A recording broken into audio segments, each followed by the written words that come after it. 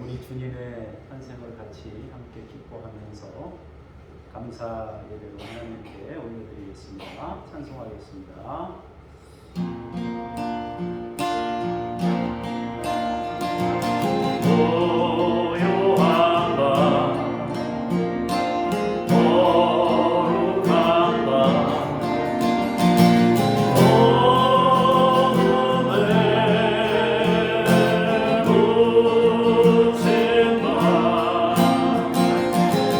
주의 부모한다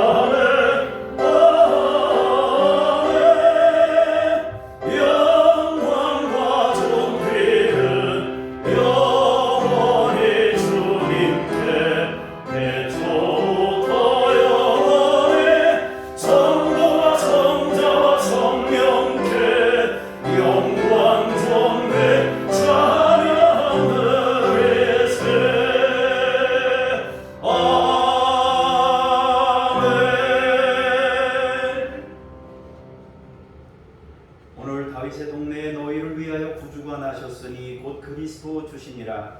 너희가 가서 강보에 쌓여 구유에 뉘어 있는 아기를 보리니 이것이 너희에게 표적이니라 하더니 호련히 수많은 천군이 그 천사와 함께 하나님을 찬송하여 이르되 지극히 높은 곳에서는 하나님께 영광이요 땅에서는 하나님이 기뻐하신 사람들 중에 평화로다 하니라. 하늘의 영광을 이 땅에 빛을 가지고 오신 주님을 찬송하며 오늘도 평화를 기대하며 주 앞에 왔습니다. 하나님의 평강을 우리 마음 가운데 부어 주시옵소서. 주 예수 그리스도 이름으로 기도합니다. 아멘.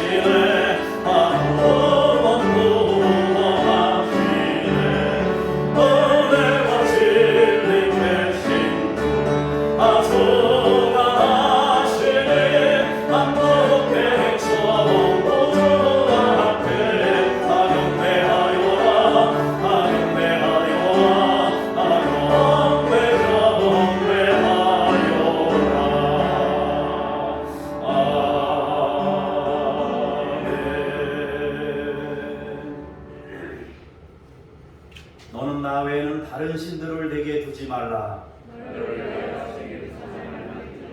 너는 내 하나님 여호와의 이름을 망령되게 부르지 말라. 내 부모를 공경하라. 간음하지 말라.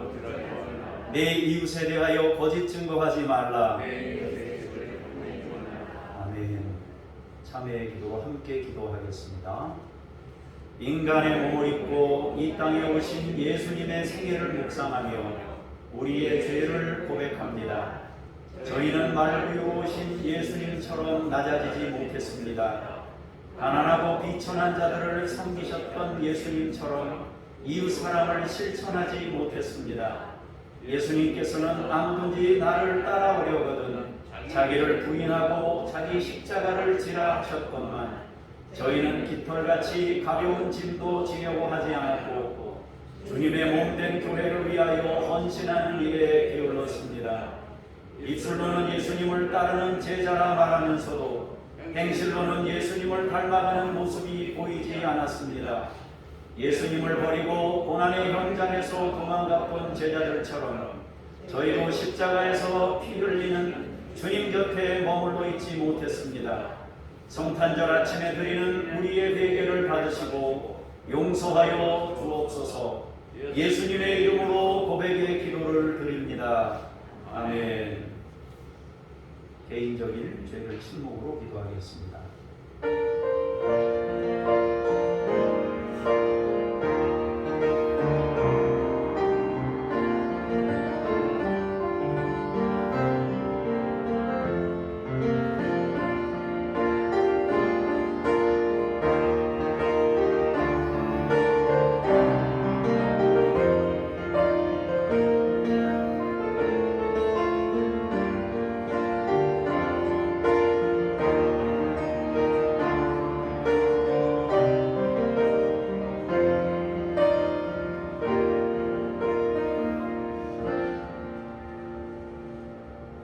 너는 마땅히 공의만을 따르라. 그리하면 내가 살겠고 내 하나님 여호와께서 내게 주시는 땅을 차지하리라. 아멘. 신앙 고백 드리겠습니다. 나는 전능하신 아버지 하나님 천지의 창조주를 믿습니다. 나는 그의 유일하신 아들 우리 주 예수 그리스도를 믿습니다. 그는 성령으로 잉태되어 동정녀 마리아에게서 나시고 본디오 빌라도에게 고난을 받아 십자가에 못 박혀 죽으시고 장사된 지 사흘 만에 죽은 자 가운데서 다시 살아나셨으며 하늘에 오르시어 전능하신 아버지 하나님 우편에 앉아 계시다가 거기로부터 살아있는 자와 죽은 자를 심판하러 오십니다. 나는 성령을 믿으며 거룩한 공교회와 성도의 교제와 죄를 용서받는 것과 몸의 부활과 영생을 믿습니다. 아멘. 자리에 앉으셔서 제가 기도하겠습니다. 인류를 구원하시기 위해 육신이 되어 이 땅에 오신 성자 예수님께 경배를 드립니다. 독생자를 아끼지 않고 세상에 보내주신 성부 하나님께 감사를 드립니다. 성령 하나님 우리 마음에 임하셔서 성탄절 아침에 드리는 이 예배를 주관하여 주시옵소서. 하늘에는 영광이요 땅에서는 기쁨이 충만한 성탄절 아침, 천군 천사와 천하 만물과 주님께서 지으신 모든 피조물이 함께 찬양하며 경배하오니 영광을 받아 주옵소서. 동방 박사들이 황금과 유향과 몰약을 준비하여 예수님을 배운 것처럼 저희도 몸과 마음과 예물을 준비하여 주님께 나아가오니 우리를 받아 주시옵소서. 주님께서 이루신 구원의 은혜를 누리고 감사하며 찬양하게 하옵소서. 우리 구주 예수 그리스도의 이름으로 기도합니다. 아멘.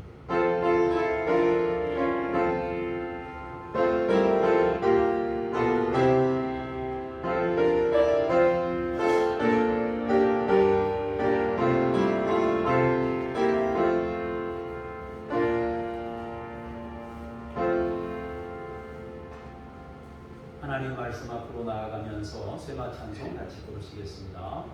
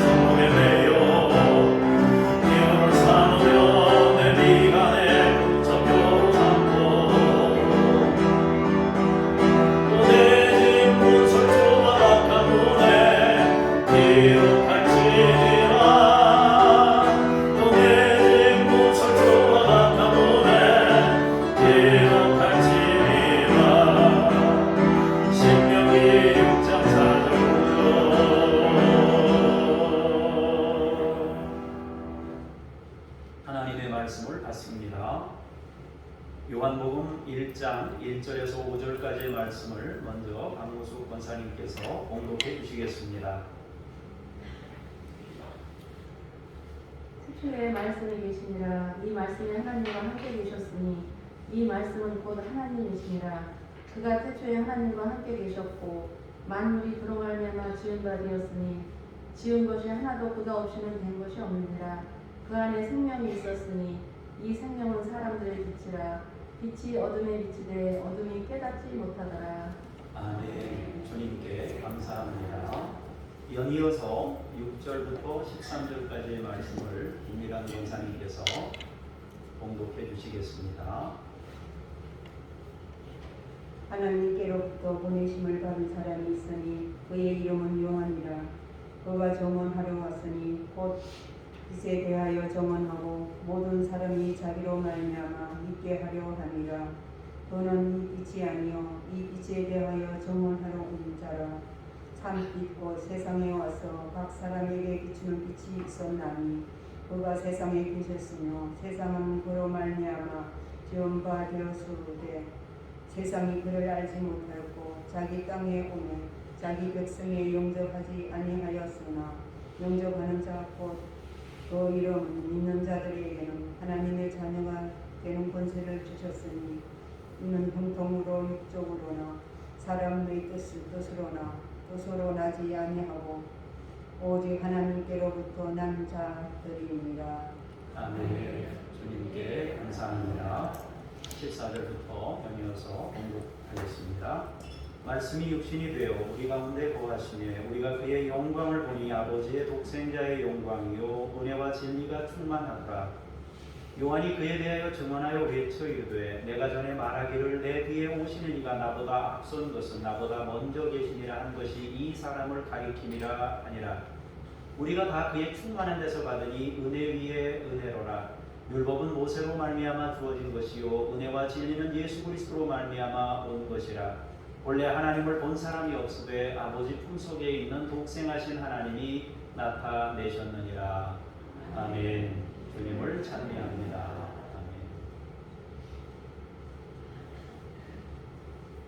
성탄절 아침에 여러분들 뵙게 돼서 대단히 반갑습니다. 하나님의 은혜와 복이 여러분들과 가정에 함께하기를 원하고 주님께서 이루신 평강이 여러분 인생에 평생 함께하시기를 축원합니다. 여호와의 선하심과 인자하심이 여러분 평생을 따라가는 귀한 은총을 힘입기를 원합니다. 오늘 제목은 주님이 오셨습니다 라는 제목으로 말씀의 은혜를 나누겠습니다. 인류 역사에서 가장 큰 사건이 있다면 주님이 이 세상에 오신 이유입니다. 전쟁이나 난리나 지진이나 화산이나 대참사, 홍수 그 어떤 사건도 주님께서 오신 사건보다 더 크지는 못합니다. 주님이 오신 사건은 그야말로 천지개벽할 일입니다. 인류를 새로운 생명으로 인도하시는 놀라운 사건입니다. 사라지는 끝이 있는 생을 영원함으로 연결하는 놀라운 사건입니다. 모든 세상은 끝이 있고 수명이 있고 마치는 때가 옵니다. 그러나 주님이 오셔서 그 마치는 인생들을 끝나는 인생이 아닌 영원함으로 통하는 길을 여신 것입니다. 지금 우리가 살아있는 이 생명은 성경이 말하는 영원한 생명은 아닙니다. 성경이 말하는 생명은 끝나는 생명이 아니라 영원한 생명을 말하기 때문입니다. 예수님은 그 영원한 생명을 우리에게 주려고 오신 것입니다. 그래서 예수님을 생명이다 그렇게 말합니다. 그 생명이 이 세상의 어둠을 뚫고 들어오셨습니다. 생명으로 통하는 길을 여신 것입니다. 특별히 요한복음은 그 사실을 명확하게 말씀하고 있습니다. 우리가 방금 읽었던 말씀들을 다시 반복해서 읽으면서 말씀의 은혜를 나누고자 합니다. 먼저 1절부터 5절까지 방금 전에 우리가 살펴봤던 말씀을 다시 보도록 하겠습니다. 시작! 태초에 말씀이 계시니라. 이 말씀이 하나님과 함께 계셨으니 이 말씀은 곧 하나님이시니라. 그가 태초에 하나님과 함께 계셨고 만물이 그로 말미암아 지은 바 되었으니 지은 것이 하나도 그가 없이는 된 것이 없느니라. 그 안에 생명이 있었으니 이 생명은 사람들의 빛이라. 빛이 어둠에 비치되 어둠이 깨닫지 못하더라. 아멘. 요한복음에서 사도 요한은 예수님을 말씀이라고 선포합니다. 주님이 하나님을 세상에 드러내신 결정적인 일을 하셨기 때문에 말씀이라고 하는 거예요. 하나님을 세상에 나타낸 말씀이다 하는 거예요. 그 말씀은 태초에 계셨습니다. 이것은 창조 이전 창세기에서 말하는 태초가 아닌 그보다 더 원초적인 태초를 말하는 것입니다. 창세기에서 말하는 태초는 세상 만물을 창조할 때의 태초고 요한복음에서 말하는 태초는 창조 이전의 태초, 하나님이 본래부터 계셨던 때를 말하는 것입니다. 창조 이전에 주님이 계셨다는 것입니다. 말씀에 계신 주님은 창조 이전부터 계신 분이에요. 그런데 그분이 하나님이시다 그랬습니다. 결국 예수님은 하나님이시다라고 분명히 선포하고 있습니다. 그 하나님이 말씀이시다. 그 말씀은 태초부터 하나님과 함께 계셨다 그렇게 말씀합니다. 영원 전부터 세상이 존재되기 이전부터 하나님과 함께 계셨던 분이 말씀이신 주님이시다. 왜 자꾸 말씀이라고 하는가? 알려주시기 때문에 하늘 세계를 보여주시고 드러내시고 깨닫게 하시고 알려주시기 때문에 말씀인 겁니다. 주님은 만물을 지으신 창조주이시기도 합니다. 만물이 그분으로 말미암아 지어졌다고 합니다. 세상에 존재하는 그 어느 것 하나도 그분 없이는 된 것이 없다고 성경이 말씀합니다. 하나님이시며 창조주이신 주님이 말씀인 겁니다. 그런데 말씀에 또 다른 이름이 있습니다. 주님의 또 다른 이름이 뭐라고 그래요? 생명이다 그랬습니다. 또 빛이다 그럽니다. 주님 안에 생명이 있었습니다. 그리고 그 생명은 사람들에게는 빛입니다. 다만 사람들은 그 빛을 쉽게 깨닫지 못하는 문제를 안고 있었다라고 말합니다. 1절에서 5절까지는 주님이 누구신지를 구체적으로 설명하고 있습니다. 주님에 대하여 말씀하고 있습니다. 주님을 한마디로 설명할 수 없으니까 특별한 단어들을 사용해서 주님이 어떤 분이신지를 가르쳐주고 있는 것입니다. 딱 한마디로 요약해서 예수님이 누구다 설명하기 어려우니까 중요한 용어들을 이렇게 사용해서 우리에게 가르쳐주고 있는 거예요. 우리 이렇게 특별한 의미를 함축하는 단어들을 기억해야 할 것입니다. 주님은 말씀입니다. 주님은 생명입니다. 주님은 빛이십니다. 주님은 창조주이십니다. 주님은 하나님이십니다. 이 단어 하나하나가 전부 어마어마한 것들인데 우리 주님께서 그 어마어마한 것들을 세상에 드러내러 오신 분이다 하는 거죠. 그러면 우리는 질문이 생깁니다. 왜 주님은 그런 것들을 드러내려 하셨는가? 드러내려 오셨다고 그랬잖아요. 말씀으로 오시고 생명으로 오시고 막 이렇게 드러내려 오셨는데 그럼 왜 그걸 드러내려 하시는가 하는 것인데요. 바로 생각될 수 있는 것은 그것을 우리에게 주시고 누리게 하기 위함입니다. 그러니까 주님이 이 땅에 말씀으로 오신 근본적인 이유는 그것을 함께 누리고 싶어서입니다. 어둠의 일들을 걷고 빛의 자녀로 살아가도록 하시기 위함입니다. 생명을 주시기 위해 오신 겁니다. 이 생명은 영원한 것이라 했습니다. 결국 주님은 우리를 영원함으로 초대하시기 위해 오신 겁니다. 영원한 세상에 계신 주님이 끝이 있는 이 세상에 우리에게 오셔서 영원함으로 인도해 가시고 영원함으로 초대하시기 위해 오셨다는 거죠. 영원함을 소개하고 알리시고 그 영원함을 누리게 하시려고 말씀으로 임하신 것입니다. 그러니 얼마나 놀라운 사건입니까? 그래서 주님의 오심은 인간사에 있어 그 어떤 사건보다 대단히 큰 사건이다 하겠습니다. 자, 6절부터 8절까지 또 보시도록 하겠습니다. 같이 읽겠습니다. 시작.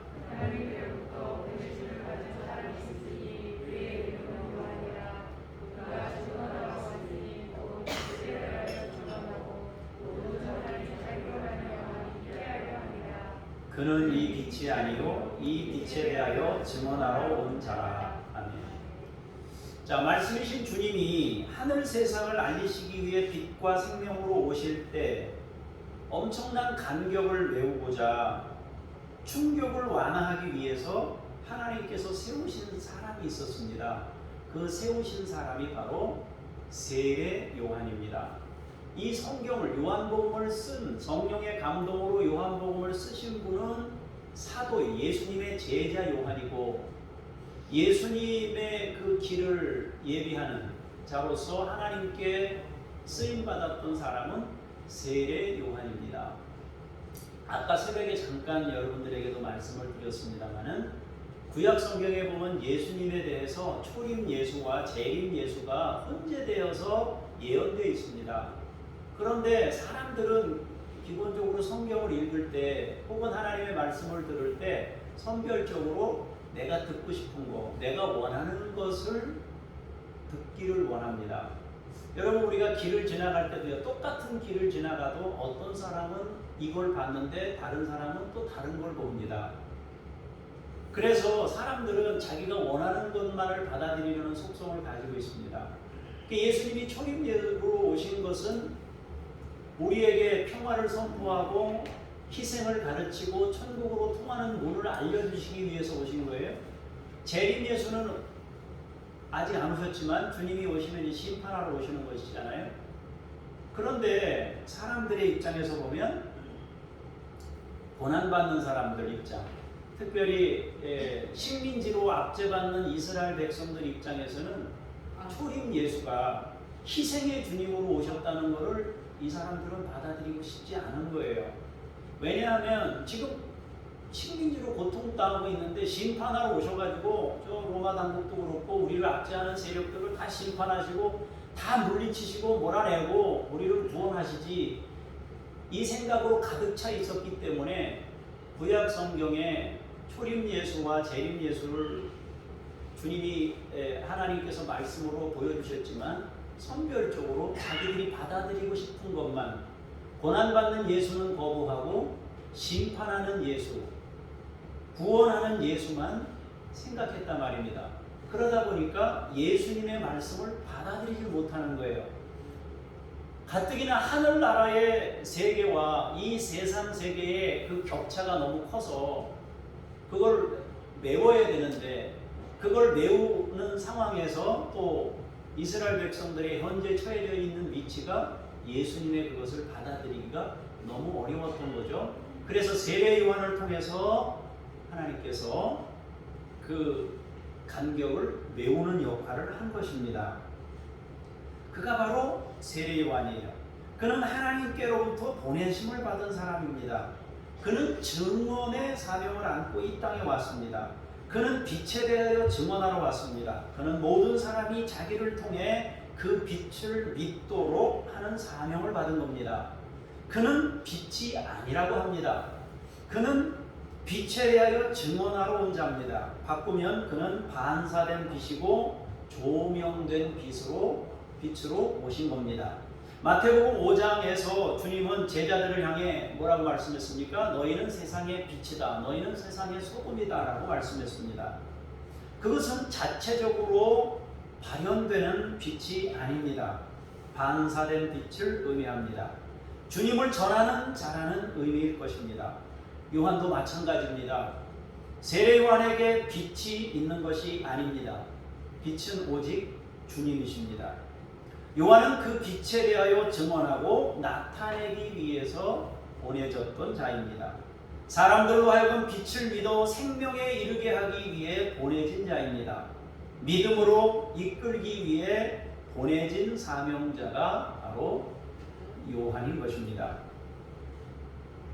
이처럼 하나님의 관심은 온 인류가 생명에 이르기를 원하셔서 주님을 보내셨습니다.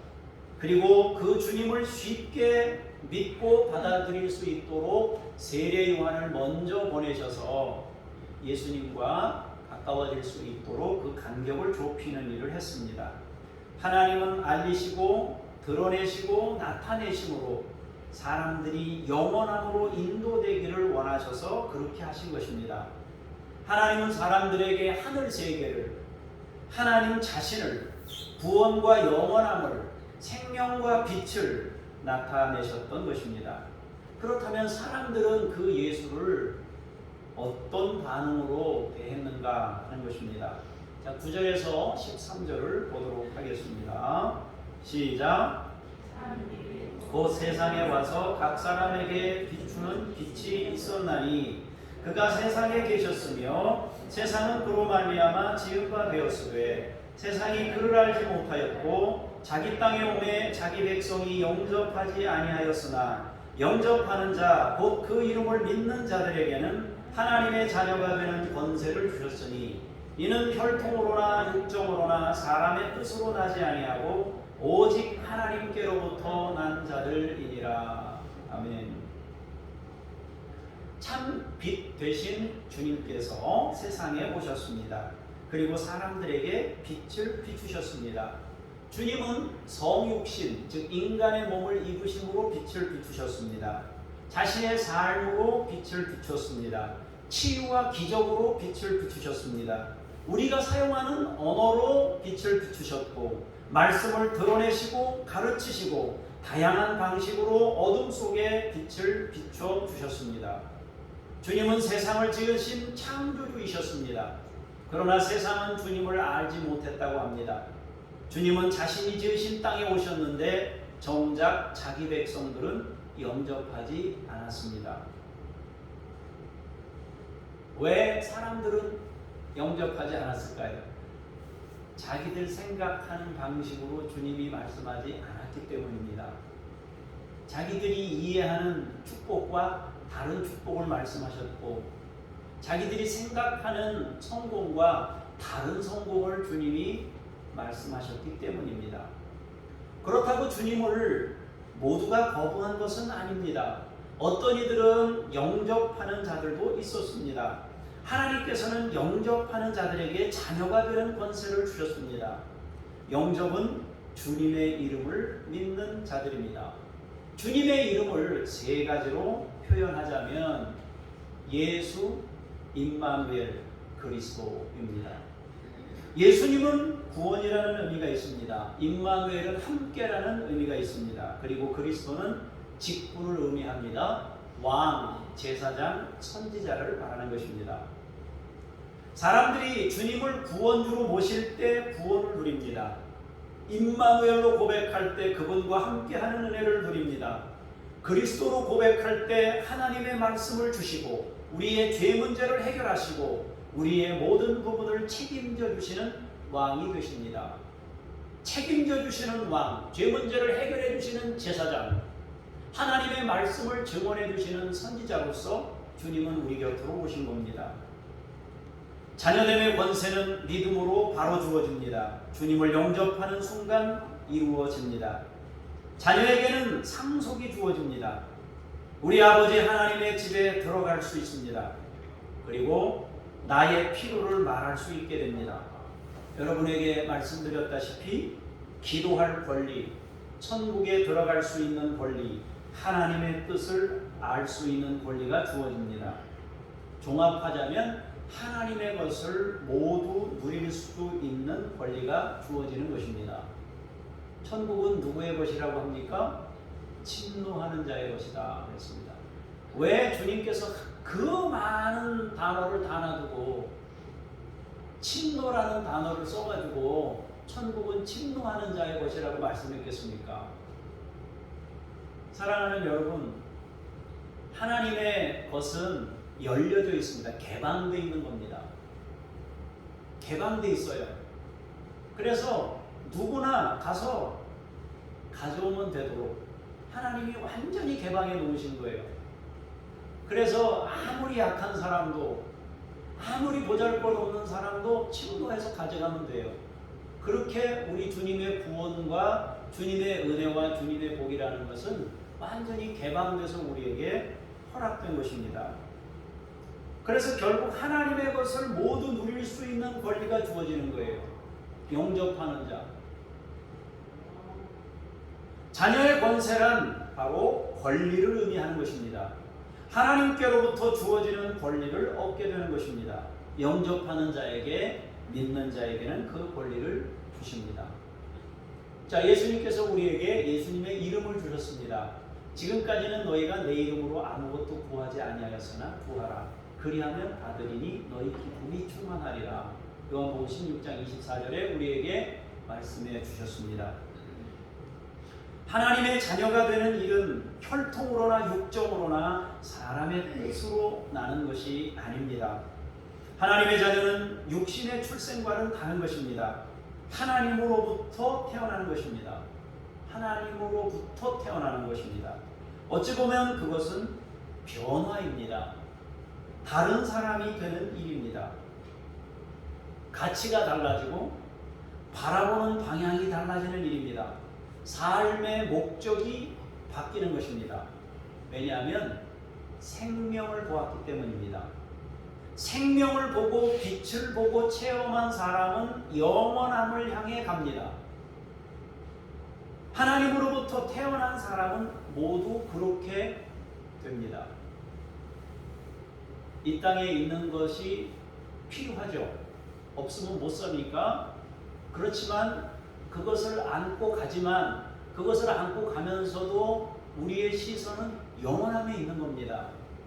이 땅에 있는 것 없이는 살 수가 없으니까 그거에 대해서 매달리면서 살아요. 그러면서도 영원함의 가치를 두고 살아가는 것입니다. 그래서 문득문득 세상에 있는 걸 막 쫓아가다가 이게 아닌데 정신 차려야지 하는 거예요. 그래도 또 먹고 살아야 되니까 또 여기에 막 매진해요. 그러다가 내가 이게 아닌데 하고 다시 돌아보는 삶을 사는 거예요. 우리가 주일마다 와서 예배를 드리며 말씀을 들을 때 우리 자신을 돌아볼 수 있는 기회가 주어지는 것입니다. 자, 요한복음 1장 14절에서 18절까지 보시겠습니다. 시작.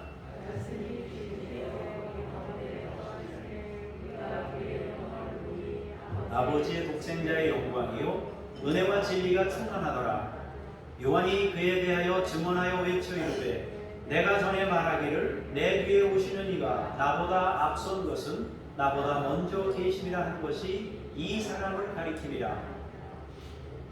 우리가 다 그의 충만한 데서 받으니 은혜 위에 은혜로라. 율법은 모세로 말미암아 주어진 것이요 은혜와 진리는 예수 그리스도로 말미암아 온 것이라. 원래 하나님을 본 사람이 없으되 아버지 품속에 있는 독생하신 하나님이 나타내셨느니라. 아멘. 자, 그 주님이 그 말씀이 우리처럼 육신을 입으셨다고 합니다. 사람의 몸을 입으셨습니다. 그리고 우리들이 살고 있는 삶의 자리에 오셨습니다. 함께 거하셨습니다. 생명을 드러내시려고 우리처럼 되시고 우리 곁으로 오시고 우리와 함께 사신 것입니다. 여러분, 진짜를 보여주시는, 진짜를 보여주시기 위한 방편으로 같이 사는 것보다 더 좋은 방편이 어디 있겠어요? 우리가 돕고 있는 우리 김요엘 선교사님, 우리 대한민국 국적이 아니니까 뉴질랜드 국적을 가지고 북한을 가시잖아요. 그 선교사님이 북한을 가실 때 뭘 해요? 할 수 있는 게 없어요. 전도를 못 해요. 예수 믿으세요? 말 못 해요. 예수 믿으세요? 라고 말하다가 붙잡히면 못 나와요. 할 수가 없어요. 그러면 그 사람들은 목사 양반 왔습니까? 그러는데 어떻게 전합니까? 복음을. 전할 수 있는 방법은 따뜻한 말 한마디와 섬기는 삶으로 말씀을 전하는 거예요. 그 방법 외에는 없어요. 그러니까 그들을 만나면 섬기고 안아주고 빵 갖다 주고 나무 심고 그 일을 하는 거예요. 그걸 굉장히 오랜 시간 동안 그분이 그걸 하신 거예요. 우리는 다만 일부지만 그렇게 해서 북한에 나무를 심고 있는 겁니다. 학교에 유실수 나무를 심고 고아원에 유실수 나무를 심고 그래서 그것들이 자라서 과일이 달리는 것이요. 그렇게 하는 일을 하시는 거예요. 코로나 때문에 뭐 상황이 여의치는 않지만은 어쨌든 예수님이 이 땅에 오셔서 복음을 전하고 하늘나라를 소개할 때 지금 저처럼 제가 여러분들에게 말씀 전하는 것처럼 이렇게 목소리로 전하는 것은 우리의 지식을 깨우는 데는 도움을 주지만 근원적인 우리의 삶의 변화를 이루는 것은 같이 사는 겁니다. 우리 주님이 곁으로 오셔서 같이 산 거예요. 함께 살으셨단 말이에요. 그래서 우리 주님을 말씀이라고 하는 겁니다. 여러분, 우리도 같이 믿음 생활하는 믿음의 공동체라고 하는 이유가 뭐예요?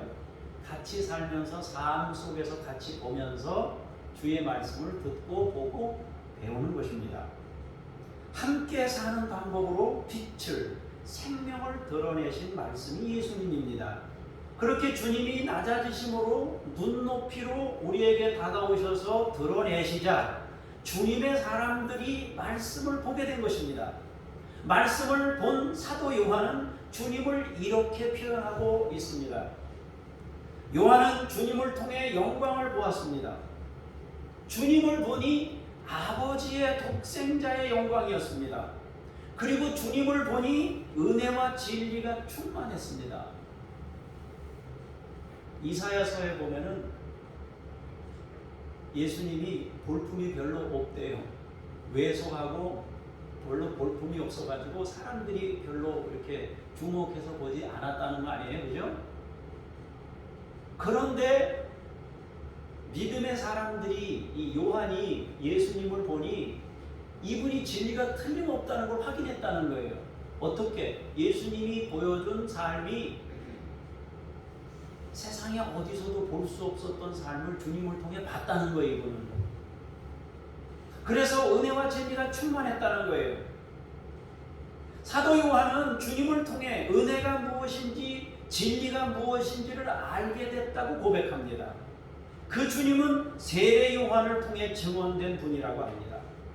세례 요한은 주님을 자기보다 앞선 분이라고 선언했습니다. 사도 요한은 세례 요한을 통해 증언된 주님을 체험한 사람으로서 주님 안에 있는 영광을 보았다고 말합니다. 여러분의 눈들이 활짝 열려지기를 원합니다. 만약에 여러분들에게 안경을 하나씩 씌워드려가지고 이 영적인 주님의 그 진리되심을 볼 수 있다면은 안경을 하나씩 다 갖다가 여러분들에게 끼워드리고 싶습니다.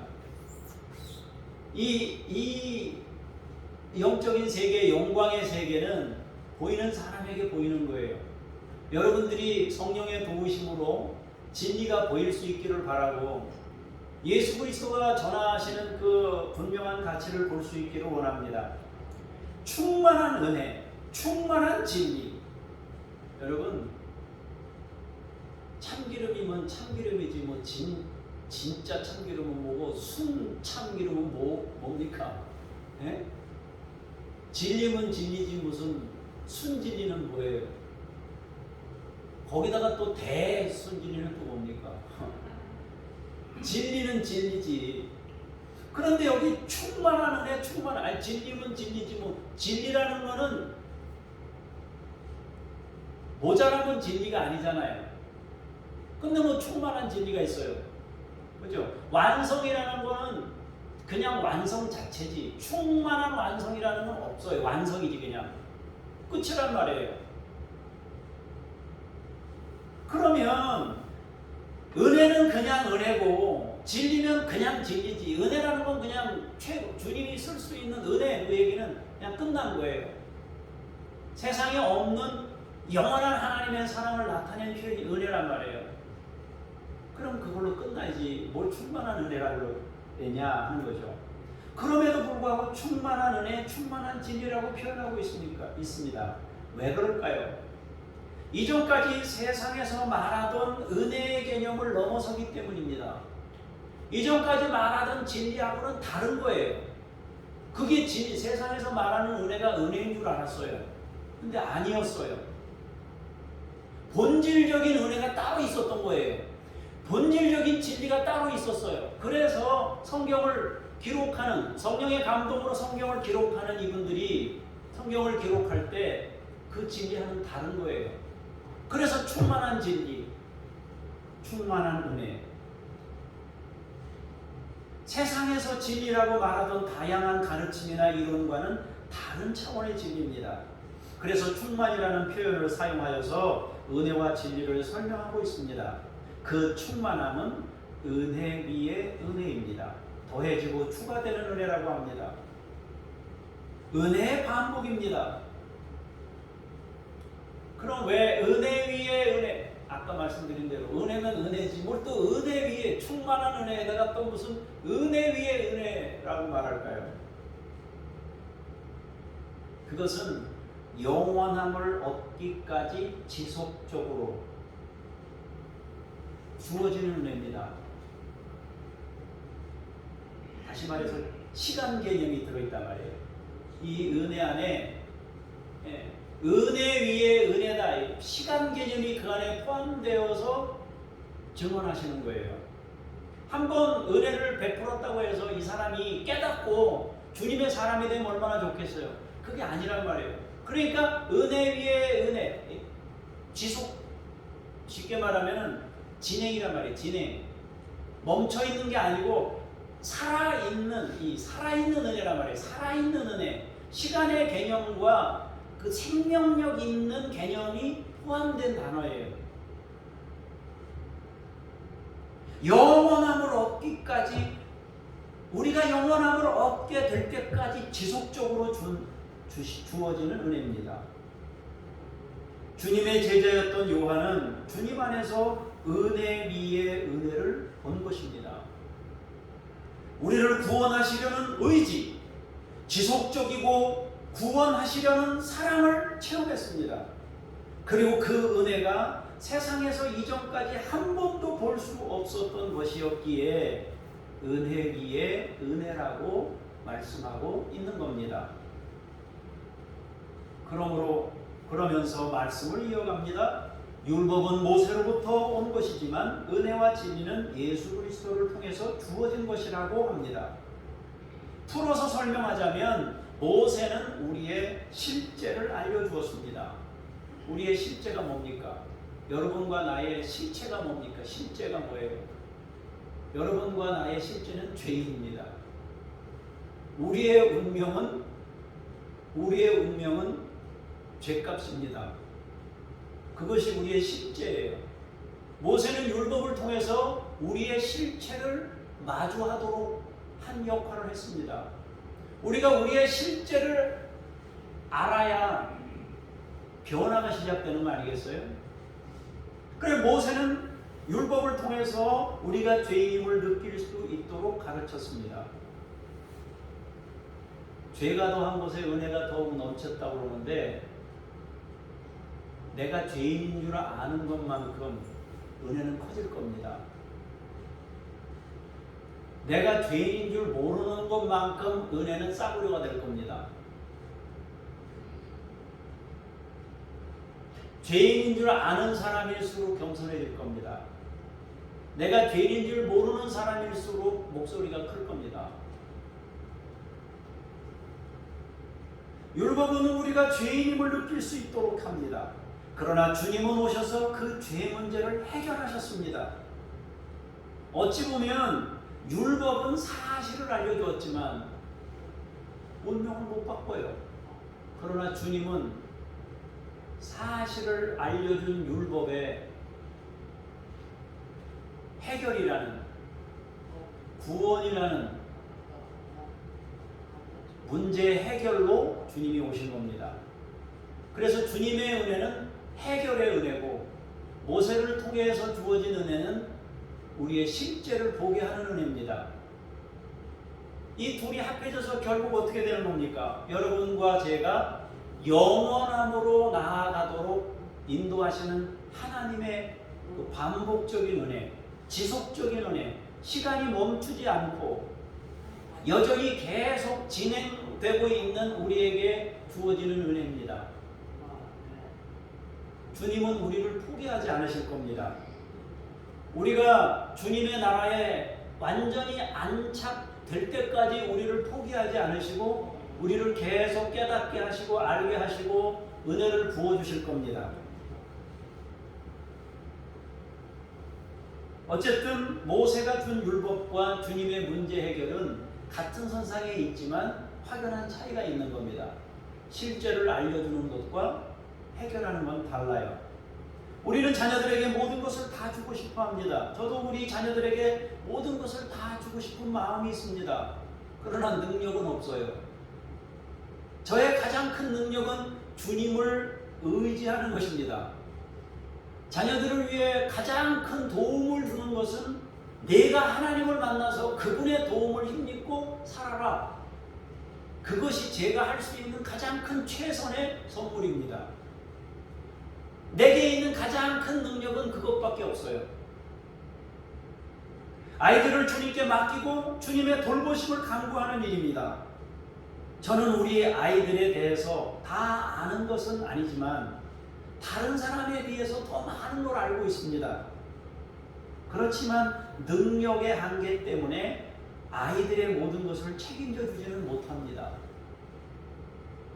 그러나 주님은 다릅니다. 주님의 은혜는 아는 것으로 끝나지 않습니다. 사랑하는 것으로 끝나지 않습니다.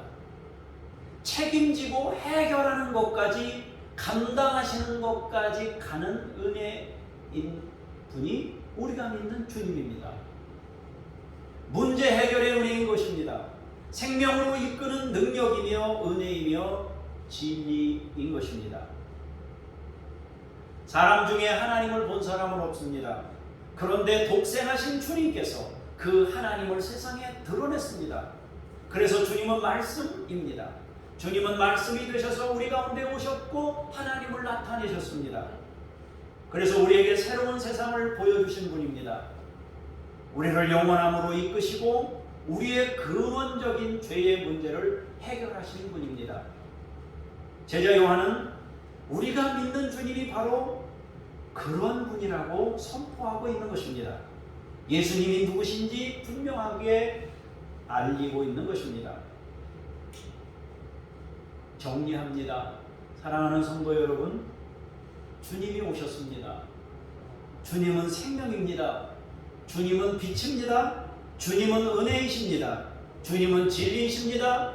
주님은 문제 해결이십니다. 그분을 영접하는 자들에게 자녀의 권리를 부어주십니다. 주님 때문에 우리는 은혜를 알았고 은혜를 입었고 그분의 은혜로 영생을 얻게 되었습니다. 우리는 주님이 오신 것을 감사하고 마땅히 찬양해야 할 것입니다.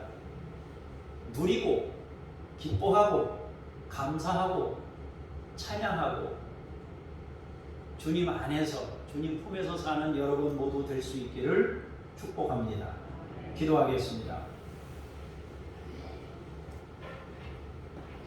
사람의 몸을 입고 말씀으로 임하셔서 영원한 생명을, 빛을, 은혜를, 진리를 가르쳐 주신 주님을 찬송합니다.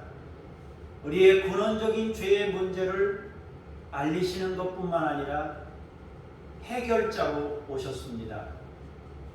주님을 환영하며 주님께 경배를 드리며 주께서 주신 그 평안함을 누리며 살기를 원합니다. 이제 그 평강이 나에게만이 아니라 내 주변에 있는 사람들에게 더불어서 평강이 임하도록 우리가 도구로 쓰임받기를 원하며 주의 영광을 나타내는 종들이 되기를 원합니다. 주여 우리를 사용하시옵소서. 주 예수 그리스도 이름으로 기도합니다. 아멘.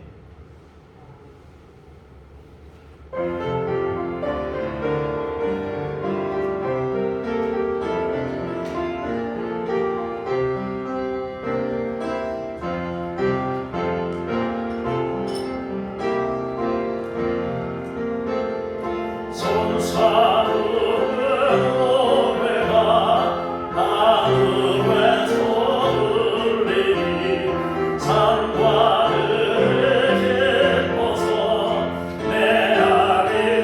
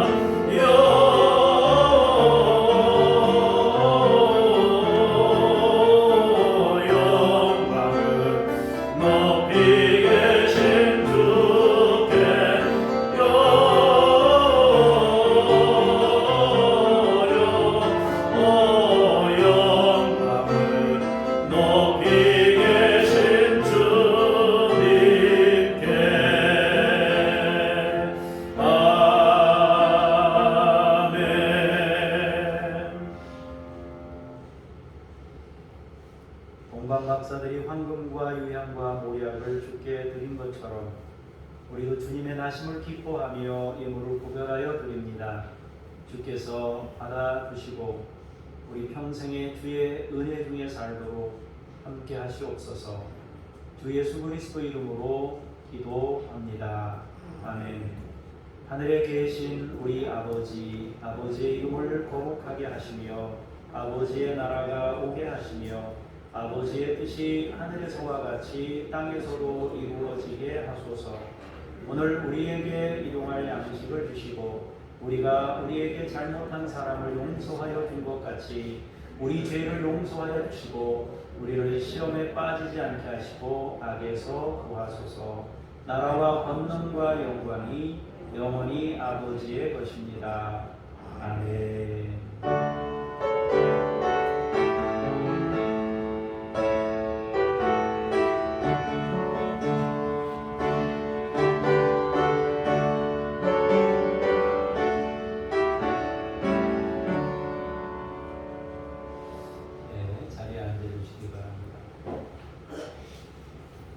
그래도 성탄절이니까 인사 한번 하십시다. 이렇게 조금 압수하게 좀 그러니까 우리가 좀 주먹 인사가 어색하긴 하지만 같이 메리 크리스마스 하고 인사 한번 하겠습니다. 옆에 있는 분하고 메리 크리스마스.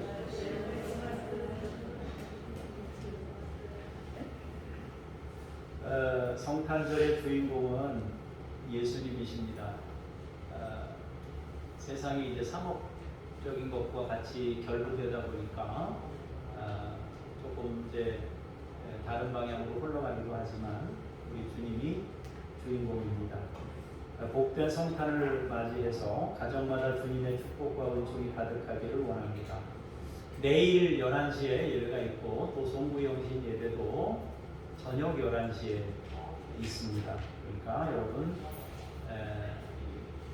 시간 기억하셨다가 같이 동참할 수 있기를 바랍니다. 교회에서 여러분 성탄절에 떡을 준비했습니다. 원래는 음식을 조금 제대로 해서 여러분들 같이 대접해야 되는데 상황이 상황이니만큼 어쩔 수 없이 이렇게 됐습니다. 하시고요. 제가 뭐 이벤트를 하나 준비해서 여러분들에게 기쁨을 좀 선사하려고 준비를 했는데 오늘은 못하고요. 준비를 하려고 했는데 했는 게 아니고요. 하려고 했는데 좀 못했어요. 그래서 좀 넘어가고요. 그거는 그냥 작은 거 선물 하나 여러분들 하나씩 준비했습니다. 받아가시면 좋을 것 같습니다. 우리 암송 찬양 한번 같이 부르시고 축복하도록 하겠습니다. 축복하고요.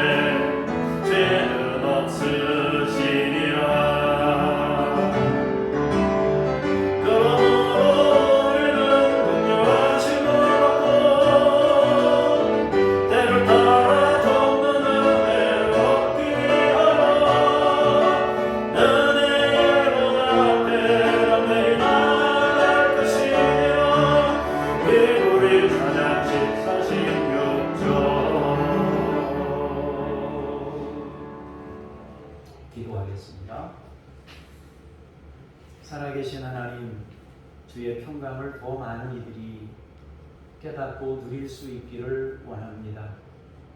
지금 이 시간에도 고통 중에 살고 있는 많은 사람들이 있습니다.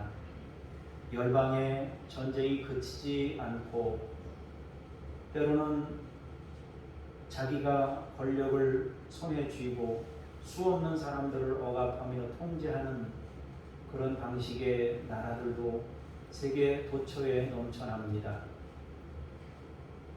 하나님이 주신 힘으로 섬기며 살라고 주셨는데 그 힘으로 세도를 부리며 많은 이들을 고통 가운데로 몰아넣고 있는 그런 독재자들도 있습니다. 주여, 그것이 어떤 이론이든 사상이든 권세든 주께서 저들의 마음에 그리스도의 평강을 부어주사 온 세상 사람들이 평안한 중에 생활하고 살아갈 수 있도록 주여 하늘의 은혜를 크게 부어 주시옵소서. 믿음의 사람들을 지역마다 일으켜 주시고 주의 영광을 나타내게 하시며 반사된 빛을 끊임없이 비출 수 있도록 능력을 부어 주시옵소서. 사랑하는 우리 믿음의 식구들에게 은혜와 성령을 부어 주시고 그리스도의 평강 안에 감사하며 살도록 누리고 기뻐하고 감사하고 섬기며 그리스도를 따르는 종들이 되도록 사랑하는 우리 믿음의 식구들 모두에게 하늘의 복으로 채우시옵소서. 하루를 또 준비해서 주일을 지킵니다. 하나님이 우리에게 세임 주셔서 감사하며 또 주일을 맞도록 인도하시옵소서. 눈이 왔습니다. 이동할 때 아무도 어려운 사고나 낙상이나 혹은 차량 이동할 때나 안전하게 하시고 어려움 없도록 모두를 지켜주시고 함께하여 주시옵소서. 감사드리며 주 예수 그리스도의 이름으로 기도합니다. 아멘. 다같이 자리에서 일어나셔서 찬송 부르시면서 주님과 함께 동행하며 삶의 자리로 나아가겠습니다.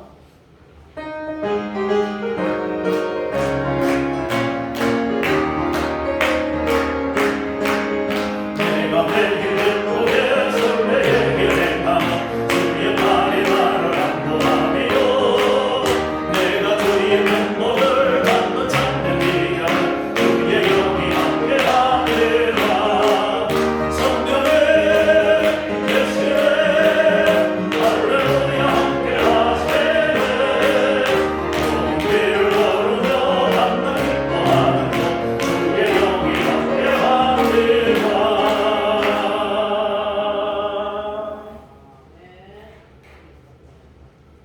평화의 왕으로 오신 주 예수 그리스도의 은혜와 창조주 하나님의 위대하신 사랑하심과 성령님의 깨닫게 하시고 알게 하시고 누리게 하시는 역사하심이 평강의 왕으로 오신 주님을 기쁘게 맞이하며 주님의 제자로 주님의 품에서 살기를 원하며 돌아가는 하나님의 거룩한 백성들 머리머리 위에